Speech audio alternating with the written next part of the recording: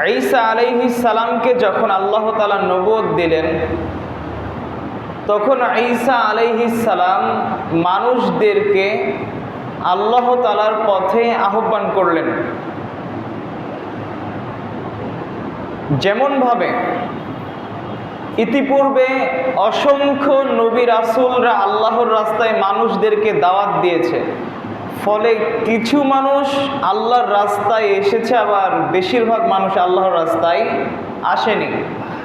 অনুরূপভাবে ঈসা আলাইহিস সালাম যখন মানুষদেরকে দাওয়াত দিলেন, তখনও একদল মানুষ ঈসা আলাইহিস সালামের দাওয়াতে সাড়া দিয়ে ঈসা আলাইহিস সালামের বিধান, আল্লাহ তাআলার পক্ষ থেকে যে বিধিবিধান এসেছে তা মানুষেরা গ্রহণ করেছে, আর একদল মানুষ তা অস্বীকার করেছে। আল্লাহ তাআলা বলেন, ক্বালা ঈসা ইবনু মারইয়াম লিল হাওয়ারিয়িন, ঈসা আলাইহিস সালাম হাওয়ারীদেরকে বললেন, মান আনসারি ইলাল্লাহ, আল্লাহর রাস্তায় তোমরা কে কে আমার সহযোগী হবা? তখন ফাআমানাত তাইফাতুম মিন বানি ইসরাঈল ওয়া কাফারাত তাইফা, তখন বানি ইসরাইলের একদল ঈসা আলাইহিস সালামের দাওয়াতে সাড়া দিয়ে আল্লাহর প্রতি ঈমান আনলো, আর আরেক দল ঈসা আলাইহিস সালামের দাওয়াত অস্বীকার করলো। ওয়া কাফারাত তাইফা, তো যে সকল ব্যক্তিরা ঈসা আলাইহিস সালামের সহযোগী ছিলেন তাদেরকে বলা হতো হাওয়ারি। তাদেরকে কি বলা হতো? হাওয়ারি। আর যারা মুসা আলাইহিস সালামের সহযোগী ছিলেন তাদেরকে বলা হতো বানি ইসরাইল। তো হাওয়ারিরা ঈসা আলাইহিস সালামকে সহযোগিতা করেছে। তো ঈসা আলাইহিস সালাম মানুষদেরকে শুধুমাত্র আল্লাহর রাস্তায় দাওয়াত দিয়েছেন বিষয়টি এমন নয়, বরং মানুষের সামনে প্রথমে আল্লাহ তাআলার পক্ষ থেকে যেই মুআজিজা তিনি পেয়েছেন সেই মুআজিজা তিনি মানুষদের সামনে পেশ করেছেন, অতঃপর মানুষদেরকে আল্লাহর রাস্তায় দেখেছেন। কিন্তু মানুষেরা এই প্রকাশ্য হক এবং বাতিলের মধ্যে পার্থক্য সৃষ্টিকারী চোখ ধাঁধালো এই মুআজিজাগুলো দেখার পরেও তারা আল্লাহর দাওয়াত কবুল করেনি। ইতিপূর্বে পৃথিবীতে যত নবী রাসূল এসেছে প্রত্যেকটা নবী রাসূলকে আল্লাহ তাআলা মুআজিজা দিয়েছে। মুআজিজা যখন অলৌকিক কোনো কিছু নবীদের ক্ষেত্রে ব্যবহার করা হবে তখন তাকে বলা হবে মুআজিজা। ঈসা আলাইহিস সালামের মুআজিজা ছিলেন যা সাধারণ মানুষেরা পারত না, মানুষদেরকে অক্ষম করে দিত। কিন্তু যখন সেই মুআজিজা কোনো ব্যক্তির ক্ষেত্রে ব্যবহার করা হবে তখন সেটা হলো কারামা, তখন সেটাকে কি বলা হয়? কারামত বলা হয়। যেমন মারিয়াম আলাইহিস সালাম, তার কাছে আল্লাহ তাআলার পক্ষ থেকে ফল ফলাদি আসতো, এটা কি মুআজিজা না কারামাত? এটা কারামা। তো যখন অলৌকিক কোনো কিছু নবী রাসূলের ক্ষেত্রে ব্যবহার করা হয় তখন তাকে বলা হয় মুআজিজা। আর যখন সাধারণ কোনো ব্যক্তি ওলি আউলিয়ার ক্ষেত্রে ব্যবহার করা হয় তখন তাকে বলা হয় কারামা। তো আল্লাহ তাআলা অসংখ্য নবী রাসূলদেরকে তাদের যুগ অনুযায়ী সেই প্রেক্ষাপট অনুযায়ী মুআজিজা দিয়েছেন।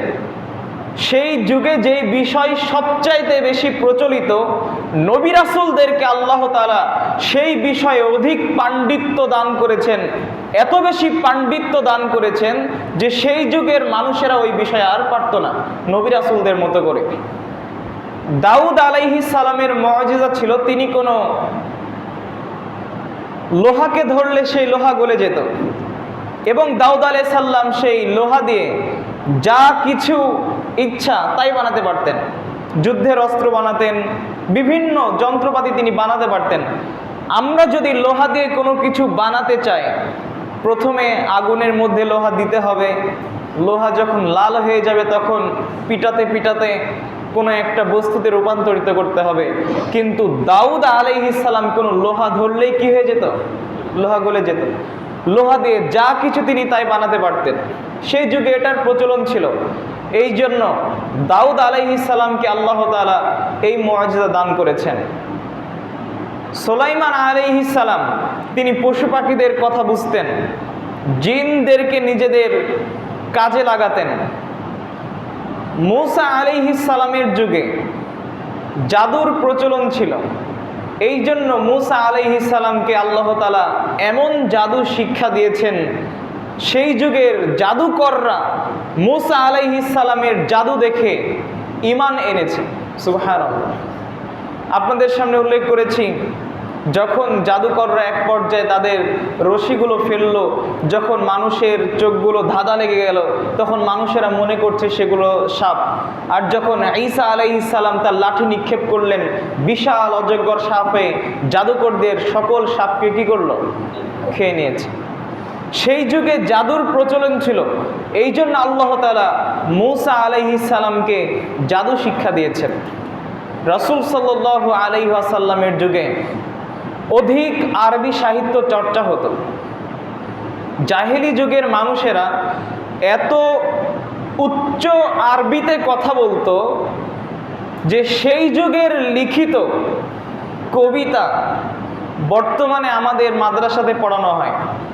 যেগুলো মাদ্রাসা রয়েছে, সেই মাদ্রাসায় যেগুলো কবিতা পড়ানো হয়, বেশিরভাগ কবিতা কোন যুগে লেখা? জাহেলি যুগে লেখা। ইমরাউল কায়েস, নাবিগা, এরা সকলে জাহেলি কবি। জাহেলি যুগে এত আরবি সাহিত্য ছিল, এত উচ্চমানের আরবিতে তারা কথা বলতো যে বর্তমানে যারা আরবিতে কথা বলে তারা এত উচ্চমানের আরবিতে কথা বলতে পারে না। তো সেই যুগে আল্লাহ তাআলা কুরআনুল কারীম এত সাহিত্য দিয়ে অবতরণ করলেন। কোরআনে আল্লাহ তাআলা এত সাহিত্য দিলেন, এত কবিতার ছন্দের মতো আল্লাহ তাআলা কোরআনকে সাজালেন যে এই কোরআনকে দেখে সেই যুগের কবি সাহিত্যিকরা ব্যর্থ হয়ে গেছে। কোরআনুল কারীমের মতো এত সুন্দর আয়াত, এত সুন্দর ছন্দ তারা মিলাতে পারেনি। এই জন্য আল্লাহ তাআলা বলছেন, কুল লা ইনজিতামাআতিল জিন্নু ওয়াল ইনসু আলা আইয়াতু বিমিসলি হাদাল কুরআন। যদি মানুষ এবং জিন একত্রিত হয়ে যদি তারা কুরআনুল কারীমের মতো আরেকটি কিতাব আনার ইচ্ছা করে, লাম ইয়াতুনাহা, তাহলে তারা পারবে না। এটা কোরআনের মুআজিজা। অনুরূপভাবে আল্লাহ তাআলা ঈসা আলাইহিস সালামকে কতিপয় মুআজিজা দান করেছেন, যে মুআজিজার কথা আল্লাহ তাআলা কোরআনুল কারীমে সূরা ইমরানের মধ্যে বর্ণনা করছেন। আল্লাহ তাআলা বলেন, ওয়া রাসূলান ইলা বানি ইসরাঈল। আল্লাহ তাআলা মূসাকে, ঈসা আলাইহিস সালামকে বানি ইসরাঈলের নিকটে নবী করে প্রেরণ করেছিলেন। ঈসা আলাইহিস সালাম বানি ইসরাঈলের নিকটে গিয়ে বলেছিল, আন্নী জিতুকুম বিআয়াতিম মির রাব্বিক। আমি আল্লাহ তাআলার পক্ষ থেকে কতিপয় নিদর্শন নিয়ে এসেছি। এই বলে তিনি নিদর্শনের বর্ণনা দিতে শুরু করলেন। এক নম্বরে তিনি বললেন, আন্নী আখলুকু লাকুম মিনাত তিনি কাহাইআতিত তয়র। আমি তোমাদের সামনে মাটি দিয়ে একটা পাখির আকৃতি তৈরি করব। ফাআনফুখু ফিহি, অতঃপর যদি সেই মাটির আকৃতিতে আমি ফু দিই, ফায়াকুনু তায়রাম বিইজনিল্লাহ, তাহলে সেটা আল্লাহ তাআলার সহায়তায়, আল্লাহ তাআলার আদেশে সেটা প্রকৃত পাখি হয়ে যাবে। সুবহানাল্লাহ। এটা হলো ঈসা আলাইহিস সালামের প্রথম মুআজিজা। দ্বিতীয় মুআজিজার কথা তিনি বললেন, ওয়া উবরিউল আকমা। আকমা বলতে বোঝায় যেই ব্যক্তি অন্ধ হয়ে জন্মগ্রহণ করেছে, জন্মান্ধ। ঈসা আলাইহিস সালাম বলছেন, আমি জন্মান্ধকে সুস্থ করতে পারি। জন্মান্ধ ব্যক্তির চোখে তিনি যদি হাত বুলিয়ে দিতেন, তাহলে সেই ব্যক্তির চোখ ভালো হয়ে যেত। এরপর তিনি বললেন, ওয়াল আবরাস, আমি কুষ্ঠ রোগীকে ভালো করতে পারি। কুষ্ঠ রোগীর গায়ে যদি হাত বুলিয়ে দিই, তাহলে আল্লাহ তাআলার আদেশে সেই ব্যক্তির কুষ্ঠ রোগ ভালো হয়ে যায়। শুধু তাই নয়, ওয়া উহিল মাউতা বিইজনিল্লাহ, আমি অন্ধ লোককে ভালো করতে পারি তো পারি। যে ব্যক্তি কুষ্ঠরোগী তাকে ভালো করতে পারি তো পারি, এমনকি ওয়াহিল মাউতা বিইজনিল্লাহ, যেই ব্যক্তি মারা গেছে আমি সেই মৃত ব্যক্তিকে আল্লাহ তাআলার আদেশে জিন্দা করতে পারি। সুবহানাল্লাহ। এর চাইতে বড় মুআজিজা আর কি হতে পারে? যে ব্যক্তি মৃত্যুবরণ করেছে 50 বছর আগে, 100 বছর আগে, যে ব্যক্তি মৃত্যুবরণ করেছে ঈসা আলাইহিস সালাম, তিনি যদি সেই ব্যক্তিকে স্পর্শ করতেন কিংবা আল্লাহ তাআলার আদেশে তিনি কোনো কিছু করে দিলে সেই ব্যক্তি জীবিত হয়ে যেত। এরপরে ঈসা আলাইহিস সালাম বলছেন, শোনো, শুধু তাই নয়, ওয়াউনাব্বিউকুম বিমা তাকুলুন, তোমরা আগামীকাল কি খাবে, ভবিষ্যতে তোমরা কি খাবে পান করবে আমি সেটাও বলে দিতে পারি। এমনকি ওয়ামা তাদাখিরুনা ফি বুয়ুতিকুম, তোমরা তোমাদের বাড়িতে কি সঞ্চয় করবে, কি জমিয়ে রাখবে আমি সেটাও তোমাদেরকে বলে দিতে পারি। এইভাবে ঈসা আলাইহিস সালাম কতিপয় মুআজিজা তিনি বনী ইসরাইলের সামনে নিয়ে গেছেন, যা আল্লাহ তাআলা সূরা ইমরানের মধ্যে উল্লেখ করছেন। 1 নম্বর মুআজিজা, ঈসা আলাইহিস সালাম বলছেন, আমি যদি মাটি দিয়ে কোনো পাখি তৈরি করে সেই পাখিতে আমি ফু দিই তাহলে সেই পাখি আল্লাহ তাআলার আদেশে জীবিত হয়ে যাবে। 2 নম্বরে তিনি বললেন যে আমি জন্মান্ধকে সুস্থ করতে পারি। 3 নম্বরে তিনি বললেন আমি কুষ্ঠরোগীকে সুস্থ করতে পারি। 4 নম্বরে তিনি বললেন আমি মৃত ব্যক্তিকে জীবিত করতে পারি। 5 নম্বরে তিনি বললেন তোমরা কি খাবে আমি সেটাও বলে দিব। 6 নম্বরে তিনি বললেন তোমরা যা জমা করবে আমি সেটাও বলে দিব। এরপরে তিনি বললেন ইন্না ফি যালিকা লাআয়াতাল লাকুম ইন কুনতুম মুমিনিন, তোমরা যদি মুমিন হয়ে থাকো তাহলে এর মধ্যে তোমাদের জন্য নিদর্শন রয়েছে। ঈসা আলাইহিস সালাম এরকম নিদর্শন নিয়ে বনী ইসরাইলের সামনে গিয়েছিলেন। এরপরেও একদল ঈসা আলাইহিস সালামের প্রতি ঈমান এনেছে, আরেক দল ঈসা আলাইহিস সালামের প্রতি কুফরি করেছে। একবার চিন্তা করুন, বর্তমানে যারা আলেম ওলামা রয়েছে তাদের হাতে কোনো কি মুআজিজা আছে? কারামত দেখাতে পারবে? তাহলে সেই যুগে যেই নবী রাসূলদের উপর ওহী নাজিল হতো, যেই নবী রাসূলদের মুআজিজা ছিল, যারা মানুষকে মুআজিজা দেখাতে পারত, যেই নবী রাসূলদের উপর ওহী নাজিল হতো, সেই নবী রাসূলদের কথা যদি মানুষেরা না শোনে, আজকে আমি আপনি কোথাকার কে যে আমার আপনার কথা শুনে মানুষেরা আল্লাহ তাআলার হেদায়েতের পথে আসবে? এই জন্য আল্লাহ তাআলা বলছেন ইন্নাকা লাতাহদি মান আহবাবতা ওয়ালাকিন্নাল্লাহা ইয়াহদি মান ইয়াশা। হে নবী, আপনি যাকে চান তাকে তো হেদায়েত দিতে পারবেন না, হেদায়েত দেওয়ার মালিক কে? আল্লাহ তাআলা। তো এক পর্যায়ে ঈসা আলাইহিস সালাম এরকম ভাবে মানুষের মাঝে দাওয়াতি কাজ করতে থাকলেন। এরপরেও ঈসা আলাইহিস সালামের সাথে মানুষেরা কুফরি করল এবং ঈসা আলাইহিস সালামকে হত্যা করবে বলে মানুষেরা পরিকল্পনা করল। ঈসা আলাইহিস সালামের যেগুলো সহযোগী ছিল হাওয়ারি, তাদের মধ্যেই একজন ঈসা আলাইহিস সালামের বিপক্ষে যারা ষড়যন্ত্র করত তাদের সাথে হাত মিলিয়েছিল। তো সেই সময় ঈসা আলাইহিস সালামের ব্যাপারে শুলে চড়িয়ে হত্যা করার সিদ্ধান্ত ওপর থেকে এসেছিল। তো ঈসা আলাইহিস সালাম যেই জায়গাতে থাকতেন, তো ঈসা আলাইহিস সালামের হাওয়ারিদের মধ্যে একজন সেই জায়গাতে তার শত্রু দলকে নিয়ে আসে। যারা শত্রুপক্ষ রয়েছে তারা যদি নবীদের বিরুদ্ধে গোপনে কোনো ফন্দি আটে তাহলে সেই ফন্দির ব্যাপারে আল্লাহ তাআলা অবগত হন কি হন না? আল্লাহ তাআলা অবগত হন। আল্লাহ রাব্বুল আলামিন বললেন ইয ক্বালাল্লাহু ইয়া মূসা, আল্লাহ তাআলা ঈসা আলাইহিস সালামকে বললেন ইয ক্বালাল্লাহু ইয়া ঈসা ইন্নী মুতাওয়াফফিকা ওয়া রাফিউকা ইলাই, হে ঈসা আমি তোমাকে আমার নিকটে উঠিয়ে নিব। ঈসা আলাইহিস সালাম সেই সময় ঘুমিয়েছিলেন। যখন শত্রুপক্ষের লোকেরা ঈসা আলাইহিস সালামকে হত্যা করার জন্য বাড়ির সামনে উপস্থিত হলেন, তখন আল্লাহ রাব্বুল আলামিন ঈসা আলাইহিস সালামকে বাড়ির ছাদ দিয়ে আসমানে উঠিয়ে নিলেন। যখন শত্রুপক্ষের একজন ঈসা আলাইহিস সালামের বাড়িতে প্রবেশ করলেন, বাড়িতে প্রবেশ করার পরে দেখলেন যে বাড়ির মধ্যে ঈসা নেই, বাড়ির মধ্যে ঈসা নেই। আল্লাহ রাব্বুল আলামিন ঈসা আলাইহিস সালামকে আসমানে উঠিয়ে নিয়েছেন এবং সেই ব্যক্তির চেহারা ঈসা আলাইহিস সালামের চেহারাতে রূপান্তরিত করে দিয়েছেন।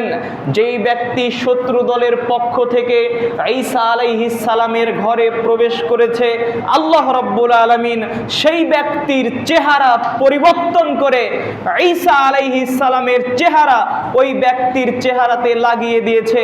ওই ব্যক্তির চেহারা ঈসা আলাইহিস সালামের চেহারাতে রূপান্তরিত করেছে। যখন ওই ব্যক্তি ঘর থেকে বাহির হলো, বাহির হওয়ার পরে শত্রু দলকে বলছে, শোনো, ঘরের মধ্যে ঈসা নেই।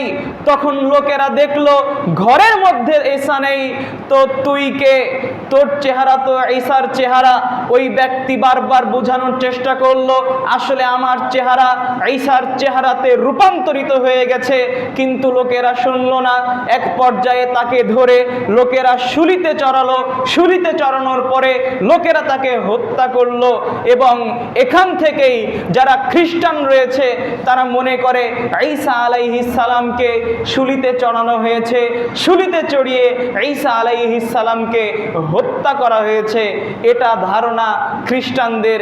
কিন্তু প্রকৃত বাস্তবতা হলো আল্লাহ রাব্বুল আলামিন বলছেন ঈসা আলাইহিস সালামকে আসলে তারা শুলিতে চড়িয়ে হত্যা করেনি, বরং তাদেরকে গোলকধাঁধায় ফেলে দেওয়া হয়েছে। আল্লাহ তাআলা বলছেন ওয়ামা কতালুহু ওয়ামা সলাবুহু ওয়ালাকিন শুব্বিহা লাহুম। তারা ঈসা আলাইহিস সালামকে হত্যা করেনি, তারা ঈসা আলাইহিস সালামকে শুলিতে চড়ায়নি, কিন্তু তাদেরকে গোলকধাঁধায় ফেলে দেওয়া হয়েছে। এখান থেকে তারা ভুল ধারণা করে। যারা গায়রে মুসলিম, ইসলাম ধর্ম যারা গ্রহণ করেনি, তারা মনে করে যে ঈসা আলাইহিস সালাম হয়তো বা মারা গেছে। কিন্তু ঈসা আলাইহিস সালামকে আল্লাহ তাআলা কোথায় উঠিয়ে নিয়েছেন? আসমানে উঠিয়ে নিয়েছেন। কিয়ামতের পূর্বে ঈসা আলাইহিস সালাম পুনরায় পৃথিবীতে অবতরণ করবেন। এখানে আপনাদের সামনে আমি আরেকটি দৃষ্টান্ত পেশ করি। আপনারা হয়তোবা জেনে থাকবেন আমাদের নবী মুহাম্মদ সাল্লাল্লাহু আলাইহি ওয়াসাল্লামকেও একাধিকবার হত্যা করার ষড়যন্ত্র করা হয়েছে। হিজরতের পূর্বে দারুন নাদওয়াতে যারা কুরাইশের বড় বড় নেতারা ছিল, রাসূল সাল্লাল্লাহু আলাইহি ওয়াসাল্লামকে হত্যা করার জন্য যারা ষড়যন্ত্র করত, তারা সেই দারুন নাদওয়াতে একত্রিত হলো।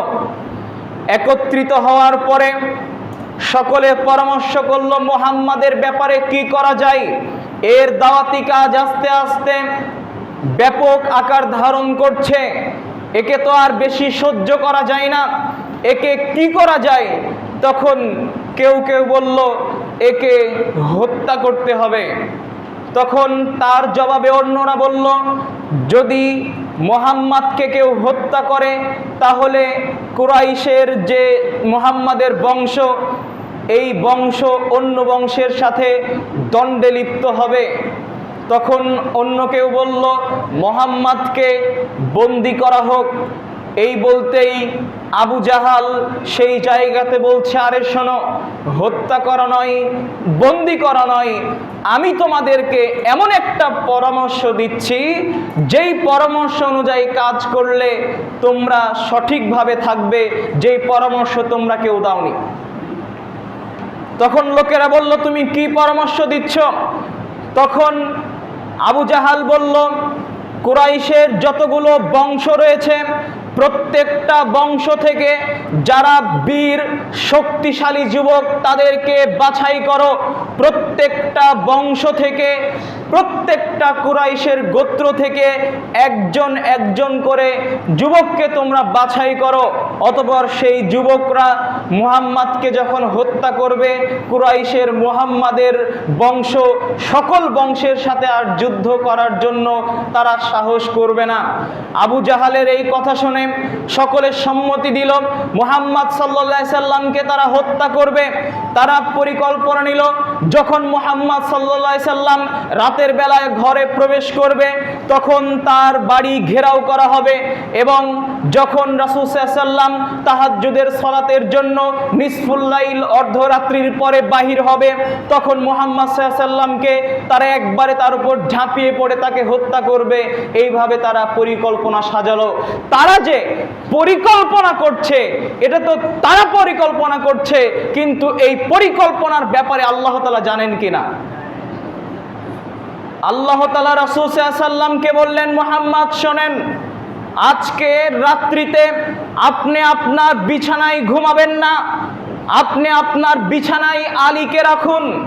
রাসূল সাল্লাল্লাহু আলাইহি ওয়াসাল্লামকে আল্লাহ তাআলা সকল কিছু জানিয়ে দিলেন। বিষয়টি এরকম, রাসূল সাল্লাল্লাহু আলাইহি ওয়াসাল্লাম আলী রাদিয়াল্লাহু তাআলা আনহুকে তার বিছানায় রাখলেন। জেনে অবাক হবেন, রাসূল সাল্লাল্লাহু আলাইহি ওয়াসাল্লাম কেন আলী রাদিয়াল্লাহু তাআলা আনহুকে তার বিছানায় রাখলেন? এই জন্য তার বিছানায় রাখলেন, জাহেলি যুগে, সেই যুগেও লোকেরা আমানত রাখতো কার কাছে? মুহাম্মদ সাল্লাল্লাহু আলাইহি সাল্লামের কাছে। লোকেরা কাউকে বিশ্বস্ত মনে করত না। কেউ যদি তার কোনো জিনিস আমানত রাখার ইচ্ছা করত, তাহলে তারা মুহাম্মদ সাল্লাল্লাহু আলাইহি সাল্লামের কাছে আমানত রেখে যেত। রাসূল সাল্লাল্লাহু আলাইহি সাল্লাম যেহেতু হিজরত করে মক্কা থেকে মদিনায় চলে যাবেন, এই জন্য তার কাছে যে আমানত আছে, এই আমানত তার হকদারের কাছে ফিরিয়ে দেওয়ার জন্য একজন লোকের দরকার আছে না নেই? এই জন্য আলী রাদিয়াল্লাহু তাআলা আনহুকে তিনি তার কাছে রাখলেন। রাসূল সাল্লাল্লাহু আলাইহি সাল্লামের আদর্শ দেখুন, ইসলামের আদর্শ দেখুন, ইসলামের বিধান দেখুন। যেই সকল ব্যক্তিরা রাসূল সাল্লাল্লাহু আলাইহি সাল্লামকে হত্যা করার জন্য বাড়ির সামনে তলোয়ার নিয়ে দাঁড়িয়ে রয়েছে, ওই সকল ব্যক্তিদের কাছে আমানত ফিরিয়ে দেওয়ার জন্য আল্লাহর রাসূল সাল্লাল্লাহু আলাইহি সাল্লাম একজন যোগ্য ব্যক্তিকে তার অধীনস্থ করে যাচ্ছেন, আমানত যাতে হকদারের কাছে সঠিকভাবে পৌঁছে যায়। এই জন্য রাসূল সাল্লাল্লাহু আলাইহি সাল্লাম তার জায়গাতে আলী রাদিয়াল্লাহু তাআলা আনহুকে রাখলেন। বাড়ির বাহিরে সব শত্রুরা ঘেরাও করে আছে। মুহাম্মদ সাল্লাল্লাহু আলাইহি সাল্লাম কখন বাহির হবে, মুহাম্মদ সাল্লাল্লাহু আলাইহি সাল্লামকে হত্যা করবে? রাসূল সাল্লাল্লাহু আলাইহি ওয়াসাল্লাম এক পর্যায়ে আলী রাদিয়াল্লাহু তাআলা আনহুকে নিজের জায়গাতে রাখার পরে বাহির হলেন। কিছু বর্ণনায় আছে, কেউ কেউ বর্ণনাকে দুর্বল বলেছে। রাসূল সাল্লাল্লাহু আলাইহি ওয়াসাল্লাম এক মুষ্টি মাটি নিলেন, মাটি নেওয়ার পরে ঘর থেকে বাইর হয়ে মাটিতে ফু দিলেন। সেই মাটি শত্রুদের চোখে গিয়ে পড়ল। আল্লাহ রাব্বুল আলামিন শত্রুদের চোখকে রাসূল সাল্লাল্লাহু আলাইহি ওয়াসাল্লাম থেকে আড়াল করে দিলেন।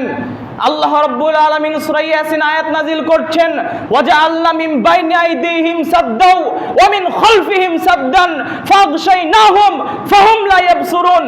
আল্লাহ রাব্বুল আলামিন বলছেন, আমি তাদের সামনে প্রাচীর দিয়ে দিয়েছি, এই শত্রুদের পেছনে প্রাচীর দিয়ে দিয়েছি, তাদেরকে আমি ঘেরাও করেছি, ফলে তারা মুহাম্মদ সাল্লাল্লাহু আলাইহি সাল্লামকে দেখতে পায়নি। রাসূল সাল্লাল্লাহু আলাইহি সাল্লাম তাদের চোখের সামনে দিয়ে চলে গেছেন, অথচ শত্রুরা দেখতে পায়নি। এক পর্যায়ে আবু বকর রাদিয়াল্লাহু তাআলা আনহুর বাড়িতে পৌঁছে রাসূল সাল্লাল্লাহু আলাইহি সাল্লাম বলছেন, হিজরতের অর্ডার হয়ে গেছে, হিজরত করতে হবে। দুইজন মেরে হিজরতের যাত্রা শুরু করলেন। এরপরে রাসূল সাল্লাল্লাহু আলাইহি সাল্লামরা যখন হিজরত করা শুরু করলেন, এক পর্যায়ে একজন বাহিরের লোক মুহাম্মদ সাল্লাল্লাহু আলাইহি সাল্লামের বাড়ি যারা ঘেরাও করে আছে তাদের কাছে আসলো, এসে দেখছে তারা বাড়ি ঘেরাও করে আছে। বলল, কি খবর, কি করছো তোমরা এখানে? তো আমরা মুহাম্মদকে হত্যা করব, এই জন্য তো এখানে বসে আছি। তখন ওই বাহিরের লোকটা বলল, আরে মুহাম্মদ তো চলে গেছে। তখন ওই কাফেররা বলছে, চলে যাবে মানে? আমরা তো বাড়ি ঘেরাও করে আছি, যাওয়ার কোনো অপশান নেই। এই বলে একজন ব্যক্তি জানালা দিয়ে উকি দিয়ে দেখছে যে একজন ব্যক্তি গায়ে চাদর দিয়ে সেখানে শুয়ে আছে। তখন কাফেররা মনে করছে যে এই তো মুহাম্মদ ঘরের ভিতরে চাদর গায়ে দিয়ে শুয়ে আছে, মুহাম্মদ যখনই বাহির হবে তখন তাকে হত্যা করব। এই বলে তারা অপেক্ষা করতে থাকলো। এক পর্যায়ে রাসূল সাল্লাল্লাহু আলাইহি ওয়াসাল্লাম যখন বের হন, তখন বের হলেন না। যখন সকাল হয়ে গেল তখন আলী রাদিয়াল্লাহু তাআলা আনহু ঘর থেকে বাইর হচ্ছেন। আলী রাদিয়াল্লাহু তাআলা আনহু যখন ঘর থেকে বাইর হলেন তখন তারা জিজ্ঞেস করলো মুহাম্মদ কোথায়? তখন আলী রাদিয়াল্লাহু আনহু বললেন মুহাম্মদ কোথায় সেই ব্যাপারে আমার কোনো জ্ঞান নেই।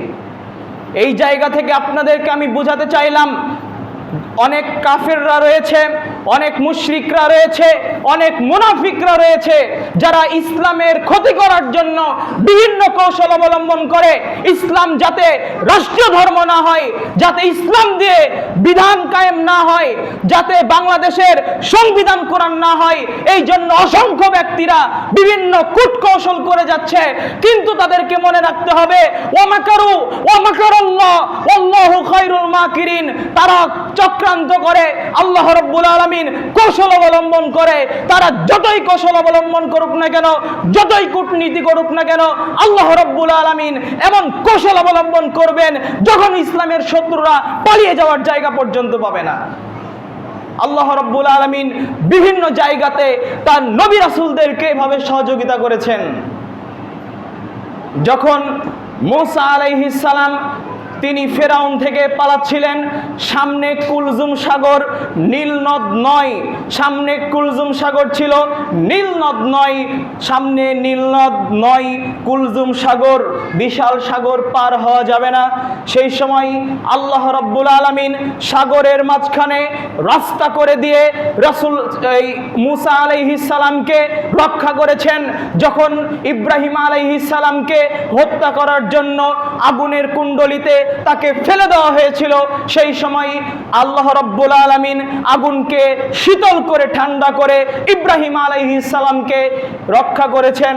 এই জায়গা থেকে আপনাদের আমাদের শিক্ষা নিতে হবে, যদি আমরা আমাদের ঈমানকে খাঁটি করতে পারি, যদি আমরা আমাদেরকে প্রকৃত ঈমানদার বানাতে পারি, আমরা যদি কখনো বাতিলের সাথে আপোষ না করি, যদি আমরা সর্বদাই ইসলামের উপরে টিকে থাকার চেষ্টা করি, যেমন ভাবে আল্লাহ রাব্বুল আলামিন ঈসা আলাইহিস সালামকে রক্ষা করেছেন, যেমন ভাবে আল্লাহ রাব্বুল আলামিন মূসা আলাইহিস সালামকে রক্ষা করেছেন, ইব্রাহিম আলাইহিস সালামকে রক্ষা করেছেন, মুহাম্মদ সাল্লাল্লাহু আলাইহি সাল্লামকে রক্ষা করেছেন, অনুরূপ ভাবে আমি আপনি যতই বিপদে পড়ি না কেন, প্রকৃত ঈমানদার হলে আল্লাহ রাব্বুল আলামিন সেই বিপদ থেকে আমাদেরকে রক্ষা করবেন ইনশাআল্লাহ। কিন্তু আজকে আমরা নিজেদেরকে প্রকৃত ঈমানদার দাবি করতে পারবো? শুধু আমরা মনে করে নিয়েছি, লা ইলাহা ইল্লাল্লাহ পড়ে নিয়েছি, জান্নাতের চাবি ধরে নিলাম। রাসূল সাল্লাল্লাহু আলাইহি সাল্লাম বলছেন, লা ইলাহা ইল্লাল্লাহ জান্নাতের চাবি, ঠিক আছে, কোনো চাবি হয় না দাঁত ছাড়া।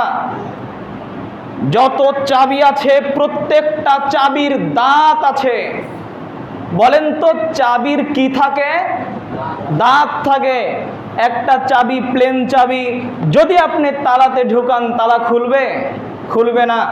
লা ইলাহা ইল্লাল্লাহ হলো জান্নাতের চাবি বটে, কিন্তু জান্নাতের দাঁত হলো সালাত, যাকাত, সিয়াম, হজ, অন্যান্য ইবাদত সমূহ। লা ইলাহা ইল্লাল্লাহ পড়েছেন, জান্নাতের চাবি পেয়ে নিলেন, ঠিক আছে। এক ওয়াক্ত সালাত আদায় করেন না, প্রত্যেক জুমার দিনে আপনি এসে সাপ্তাহিক হাজিরা দিয়ে যান, অথবা আপনি বাৎসরিক 2 বার হাজিরা দিয়ে যান, অথবা আপনাকে যখন মসজিদে খাওয়া দাওয়ার অনুষ্ঠানে দাওয়াত দেওয়া হয় তখন এসে আপনি সালাত আদায় করেন। বলুন তো আপনি চাবির দাঁত পেয়েছেন কিনা?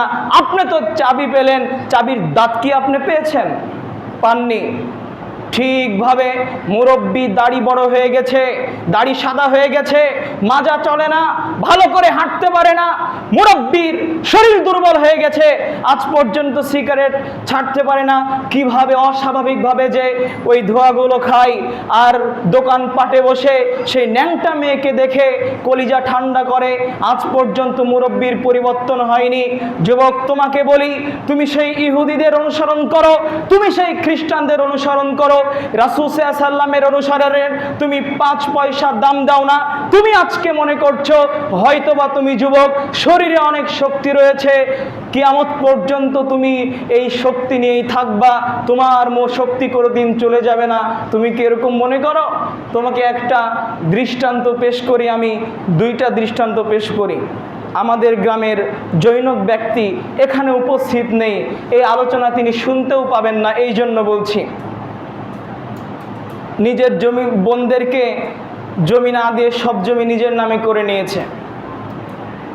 এক পর্যায়ে বয়োবৃদ্ধ হয়ে গেছে, তার স্ত্রী মারা গেছে কয়েক বছর আগে, তিনিও মোটামুটি সুস্থ ছিলেন, অনেক কাজ করে বেড়াতেন। গতকাল তার সাথে গিয়ে যখন কথা বলি, তিনি আমাকে বলছে, বাবা শোনো তো আমার কালিমা হয় কিনা, এই বলে তিনি আমাকে লা ইলাহা ইল্লাল্লাহ পাঠ করে শোনালেন। তার কণ্ঠ দেখে আমি বুঝতে পারছি